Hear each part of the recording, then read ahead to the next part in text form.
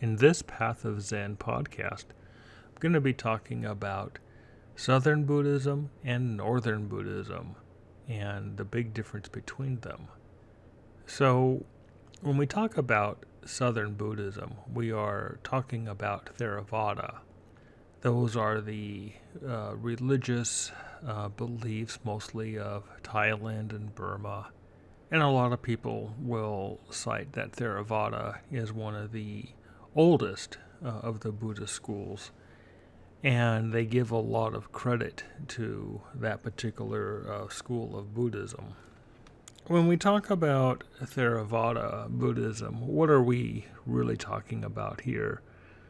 And when we look at how Theravada Buddhism is actually practiced in Thailand and Burma, locally, it is generally a path of merit.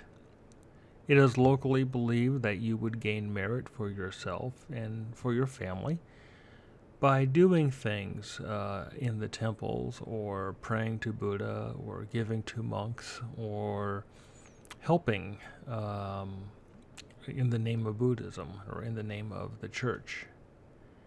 And this merit would allow you or your family to achieve better rebirth.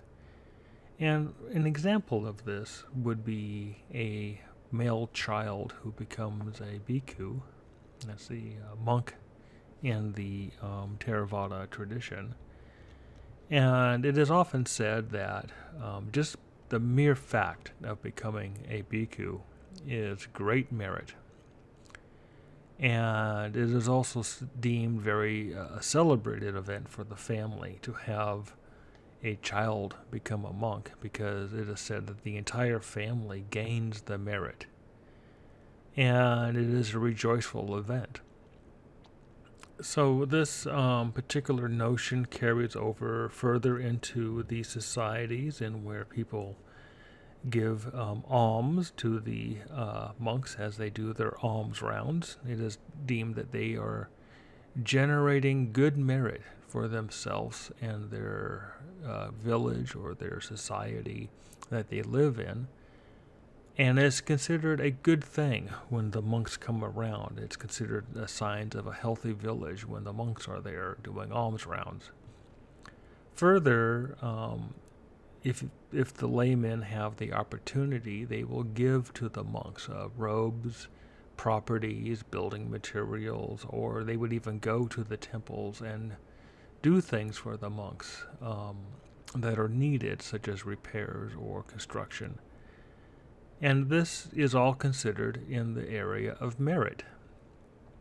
Now, this is Thai Buddhism. Theravada is more or less kind of, if you really want to say, well, what does Theravada mean? It really kind of translates to the wisdom of the elders. And one can even say, well, is it Buddhism? Are the monks really striving for enlightenment? Are they really trying to cut away the fetters of delusion? That of the three poisons, and greed, anger, and delusion. And are they really trying to achieve the Buddha's enlightenment? And that answer kind of is, well, maybe. It's that sort of something that tends to be talked about, but as a reality, I don't know. When you talk to the Thai monk, you hear them really talking about merit, how great of a merit it is to be a monk, and what an honor it is to be a monk, because you're generating merit for your own future rebirth. So, also in Southern Buddhism, when we talk about enlightenment, it is really understood within those countries and within Theravada Buddhism that you can only achieve enlightenment if you are an ordained monk. And it is commonly cited that if a layman was to achieve enlightenment, they would have to ordain within hours, or they would just die. So this idea that only the bhikkhu can achieve enlightenment And then, of course, who is deemed enlightened or who is deemed to be an enlightened bhikkhu becomes another issue or question. And I can only tell you that would probably be a very political and a very controversial issue within the Theravada school as to which teachers were enlightened, which teachers were more enlightened than other teachers. I really doubt they would agree that some Western convert living in one of their monasteries could ever reach enlightenment, and or if they did, they'd probably not talk about it. So this is pretty much Theravada in a nutshell. Theravada does not believe in any sort of Buddha self or any sort of soul to speak of. So that's the Southern Buddhism. Now, when we speak of Northern Buddhism, we are speaking of Vajrayana, we are speaking of Zen and Chan and Pure Land. This is also known as the Mahiana Schools. And the Mahayana, when somebody says Mahayana, they're talking about Northern Buddhism. Though there is some carryover between Southern and Northern Buddhism, it's only within the merit area. For an example, in Tibetan Buddhism, which would be the Mahayana Vajrayana school, again, they believe that it is very important to generate merit for the laymen by giving to monks and to build temples and by donating lands and properties and items that the monks can use. And this notion also carries over into China and into Japan. So it is an interesting, that part carries over. But what kind of starts to make a big difference within the Northern Buddhism is the Mahayana is talking always about the Bodhisattva. And the Bodhisattva is deemed as a evolution of the bhikkhu. And you will find that the Northern monks, they all take Bodhisattva vows. And this is what they would say, it's an evolution of Buddhism. Further, the Mahayana Sutras teach a Buddha self. A Buddha nature is often called the true self. Now, this is controversial within the Theravada or Southern Buddhism because they don't have the Tathagatha Sutras. And the Tathagatha Sutras, or the Buddha Womb or Buddha Matrix Sutras, is the heart and soul of Zen Buddhism. It's also the core of most of Mahayana Buddhism as well. And so without these sutras in the Theravada canon, they look at this view as heretical. So this is a striking difference between that. And further, another striking difference is that Northern Buddhism does not place enlightenment in the soul domain of the monk. Northern Buddhism recognizes that any sentient being can achieve enlightenment, thus the Bodhisattva. There's often a very famous quote. This is the Bodhidharma quote, and Bodhidharma is considered one of the founders of Zen Buddhism. So Bodhidharma is in China, and he's meeting with the Emperor of China. And the Emperor of China is very proud of his knowledge of Buddhism and that he's contributed so much to Buddhism. He's contributed lands and things like that. And he says to Bodhidharma, "Since I've came to the throne, I have built many temples, published numerous scriptures, and supported countless monks and nuns. How great is the merit in all of these?" And so Bodhidharma looked at the emperor and says, "No merit whatsoever." That was his most shocking reply. And he further goes on and says, "You have gained no merit, and what you have done produces only worldly rewards, that is, good fortune, great power, and great wealth for your future lives, but you will still be wandering around in samsara. This statement is a radical departure from what was previously known as Buddhism in the area of merits, because it was assumed that you gained merit by, for better rebirth, for a chance at enlightenment by doing all these good deeds. So what Bodhidharma was telling the emperor was that local cause and effect. If you do good, then good things happen. If you do bad, then bad things happen. That is almost like natural law. And how do you change that? You can't really change that. Just like you cannot change the fact that your shadow follows you around. So the gaining of worldly fortune, that could even be a good reputation, or being celebrated, does not and is not the Buddhist practice. And this is something that is, like I said, it's a departure from the more southern local beliefs.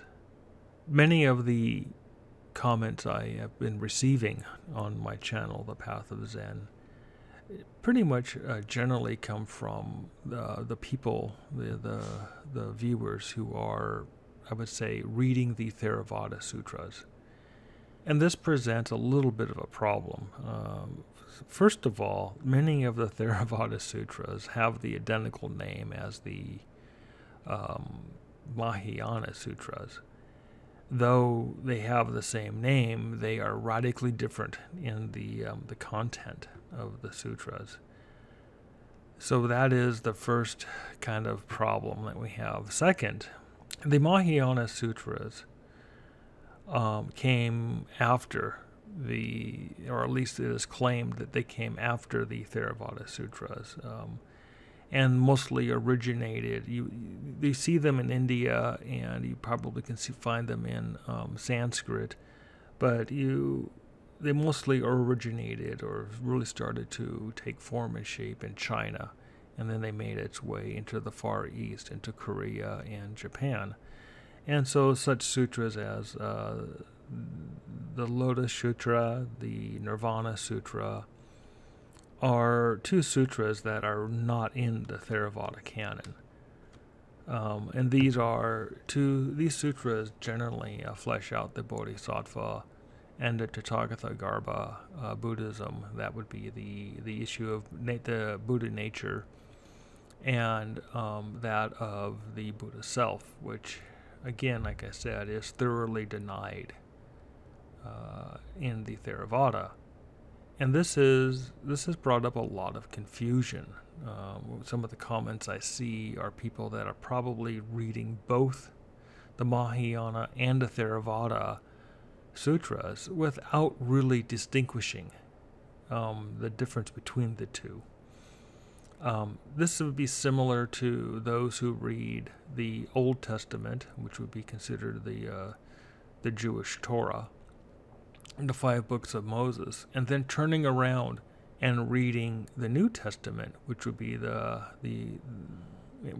Gospels of, like Matthew, Mark, Luke, and John, and noticing that the Old Testament is radically different than the New Testament. They say very different things, and they have very different outcomes. And this is where it's the same kind of issue, in where the Book of Moses teaches a law to God, a law to life, and whereas the New Testament does away with the laws and only says only through the faith in the Savior, the faith in the Messiah, does one get to heaven. And this is two very radically different messages, though the Jews claim that the Christians only tacked on the New Testament to the Torah, and further claim that the Mormons tacked on the Book of Mormon to the New Testament and to the Torah. As you can see, if you were to kind of just skip around, let's say you had a book, and there is a book out there that has the 5 books of Moses, or the Torah, which would be called the Old Testament. That has the New Testament, and then it has the Mormon Bible. And the Mormon Bible is, the sayings of the Angel Moroni, as translated by Joseph Smith. If you had that Bible, which would be an incredibly thick book, I think it would stand like about 4 or 5 inches tall, and it would be like over 2,000 pages, and it would just be condensed.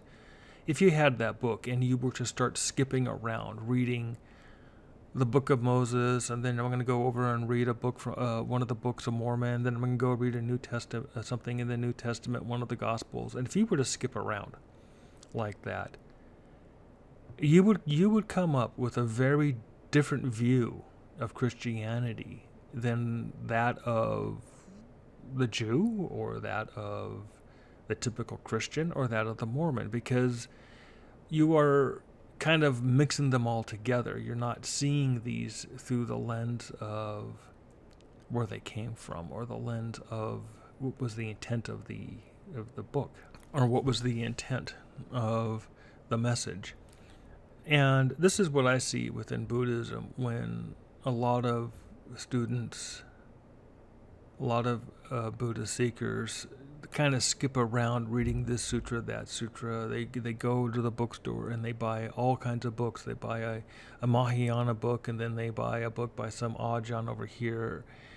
And they're getting radically different views and radically different takes on sutras without realizing that they are radically different schools altogether, and schools of thought. This would be similar to reading a book written by a Catholic priest, and then turning around reading a book by a Baptist minister. You're going to get 2 very different views of God in that book, in that way. And this is what some of the comments are reflecting to me is, I don't want to say it's confusion. I would say more it's like a literary mess.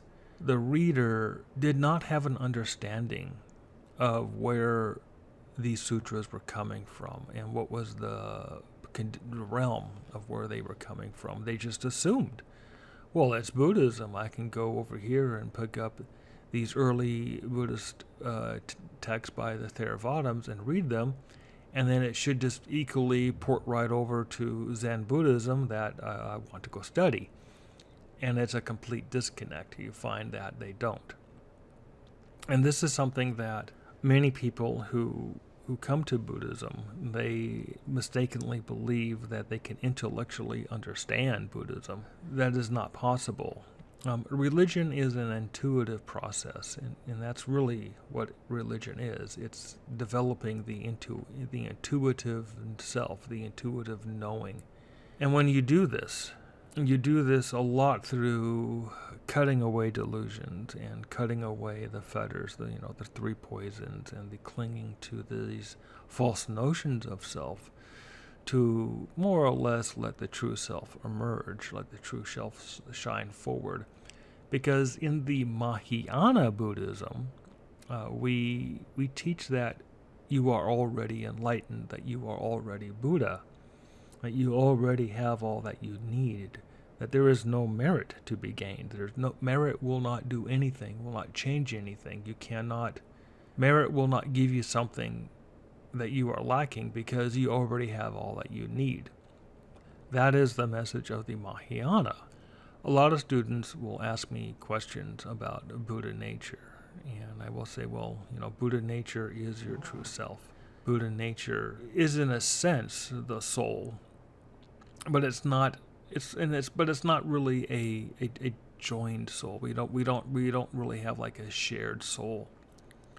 It is more of when you, as a sentient mind stream, enters the Buddha nature.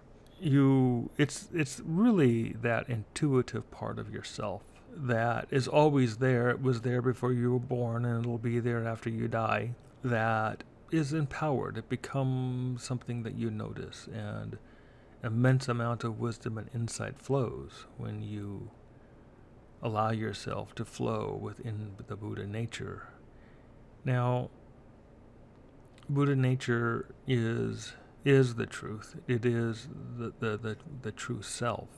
When I say a soul, I'm not talking about an individual, distinct and separate soul. I'm talking about Buddha nature, which flows through all living things. Now, Dogen,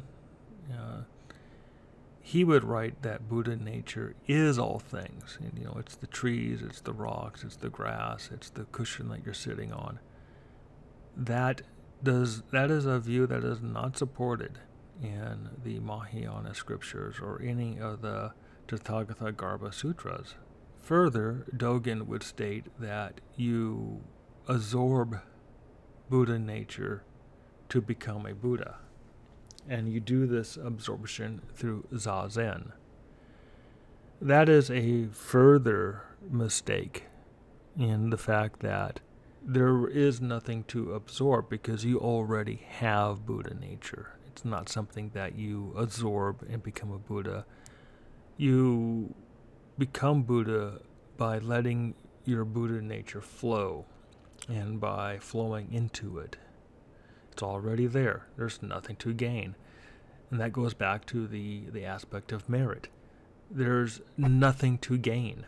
There's all the things that you do, all the offerings, all the prayers, all of the ceremonies, all of the sessions, all of these things that you were told, oh, go do this because it makes good karma. Oh, go do this because it's good merit. It does nothing. Because you already have all that you need.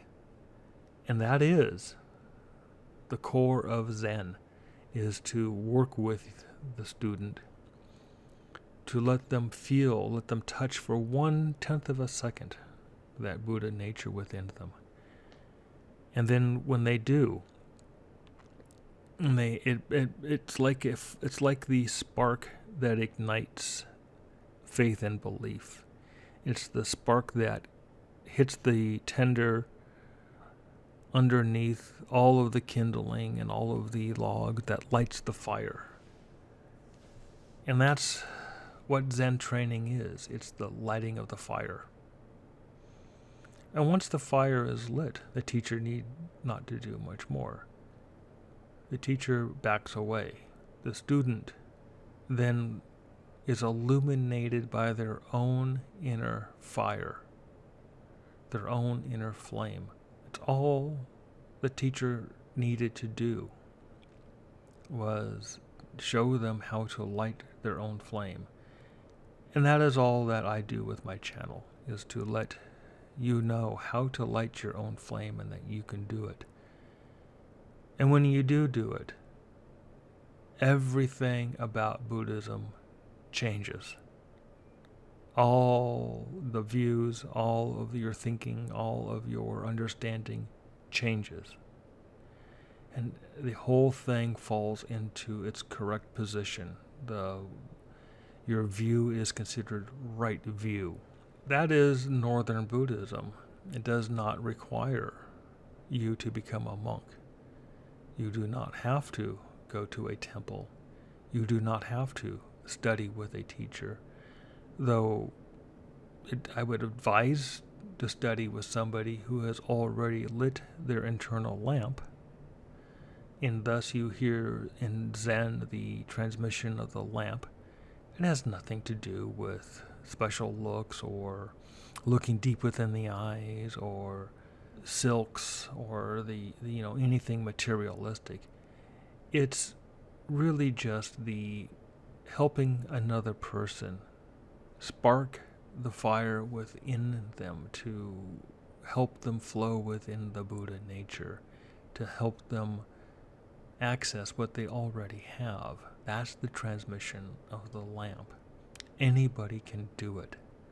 You do not have to be a Zen teacher or an ordained monk or a bhikkhu to do this.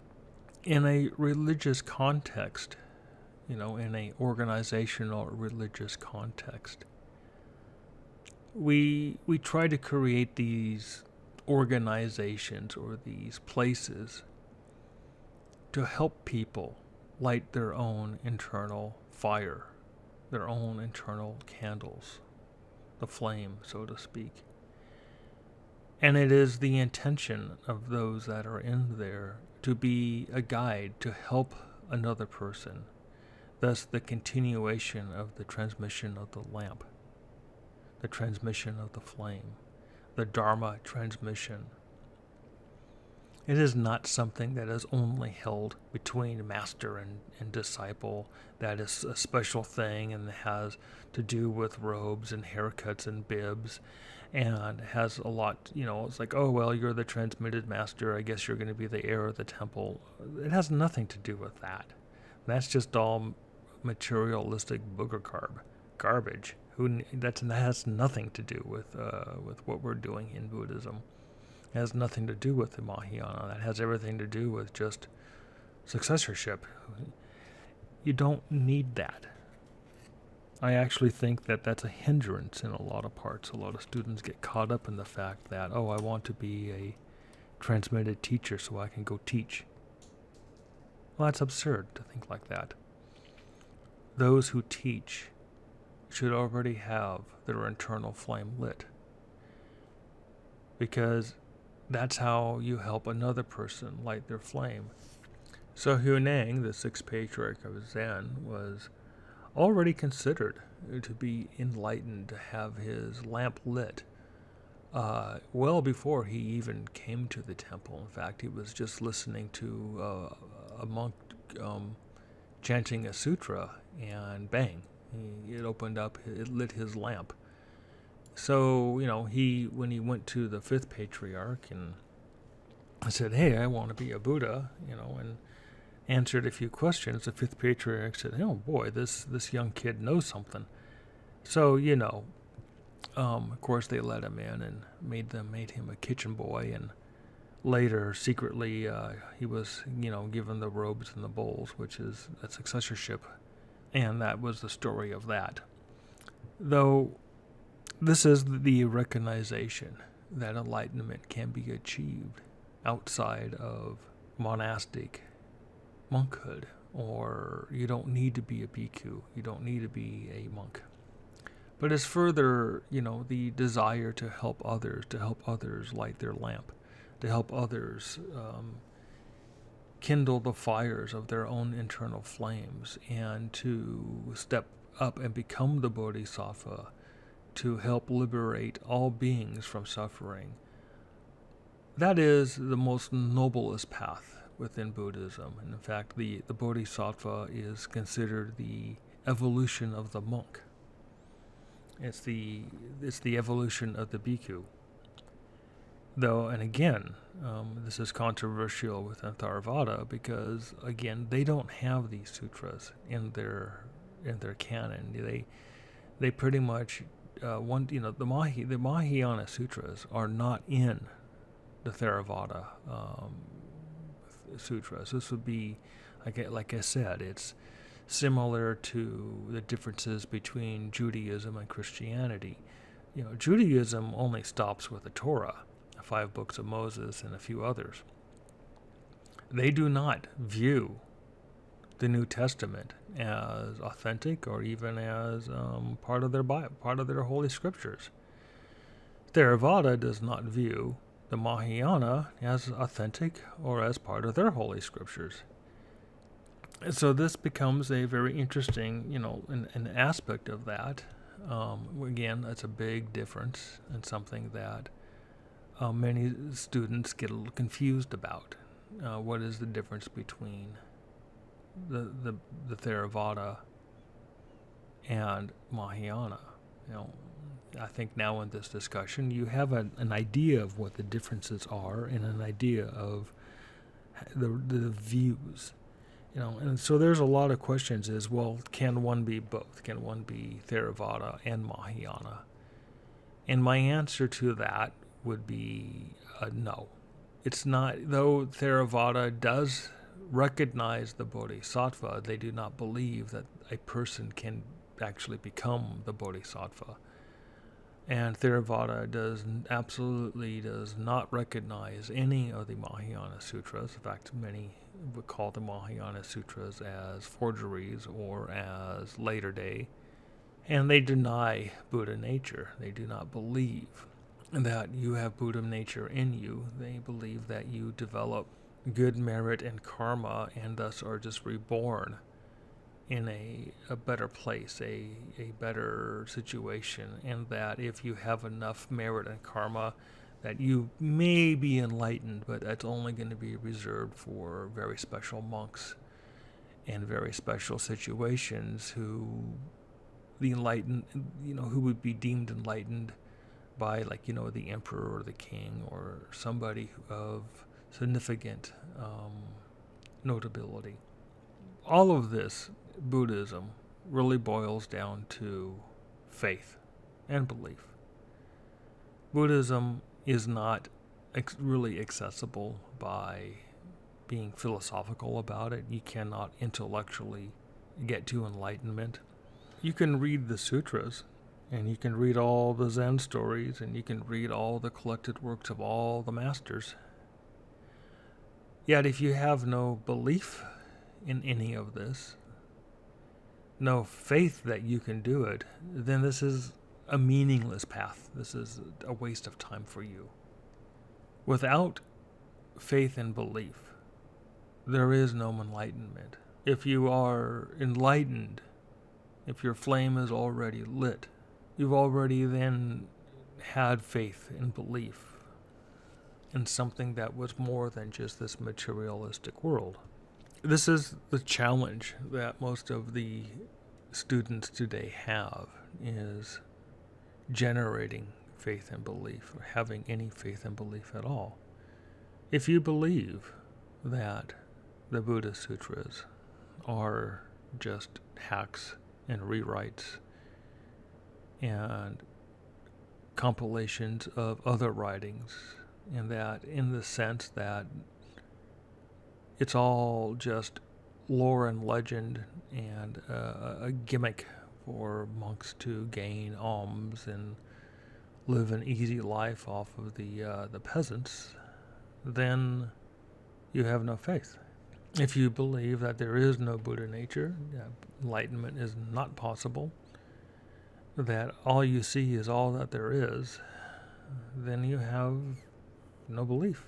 And that is the challenge that many people have come to, have fallen into this belief, this sort of extremist skepticism, this sort of thinking that Buddhism is a scam, Buddhism is not real, that all it is a way for crafty men to pry property and possessions away from ignorant peasants.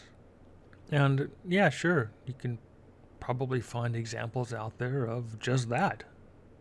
I absolutely have seen it myself, where there was some serious arm twisting going on from the monks on the laymen to get things done, to build temples, to finance and feed monks.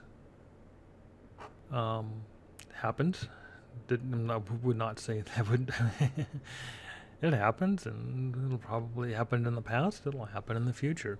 But that's typically just deluded, greedy men doing that. That is not Buddhas. That is not Zen. And that is not the religion. All right, well, I think this will end another Path of Zen podcast. I hope you gained a little bit of insight into this particular issue of Southern and Northern Buddhism. And please remember to subscribe to the YouTube channel and to like the podcast. So until next time.